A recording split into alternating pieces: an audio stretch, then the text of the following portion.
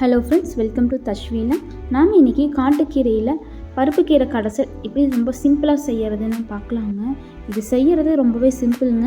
ரொம்ப டேஸ்டியாகவும் இருக்கும், அதே சமயம் ரொம்ப ஹெல்த்தும் கூடங்க. பாத்திரத்தில் அரை கப் சிறுபருப்பை நல்லா அலசிட்டு 1க்கு 2 மடங்கு தண்ணி விட்டுக்கலாங்க.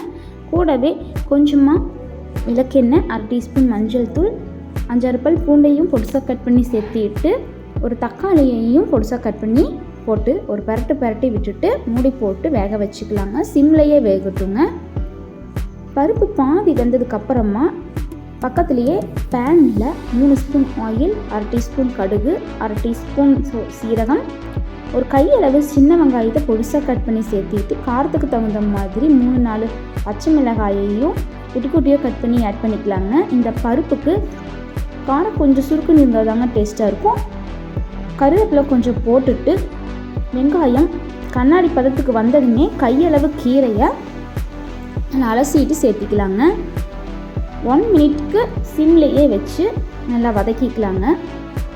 இப்போ பருப்பு நல்லா வெந்துருச்சுங்க. நம்ம வதக்கி வச்சுருக்கிற வெங்காயம் மிளகாயை எடுத்து இதில் போட்டுக்கலாங்க. தண்ணி பத்தலைன்னா ஒரு அரை கப் தண்ணி சேர்த்துக்கலாங்க. நல்லா கலக்கி விட்டுட்டு தேவையான அளவு உப்பு ஆட் பண்ணி மூடி போட்டு ஒரு 2 மினிட்ஸ்க்கு எகெயின் குக் பண்ணிக்கலாங்க. சிம்லையே குக் பண்ணிக்கலாங்க.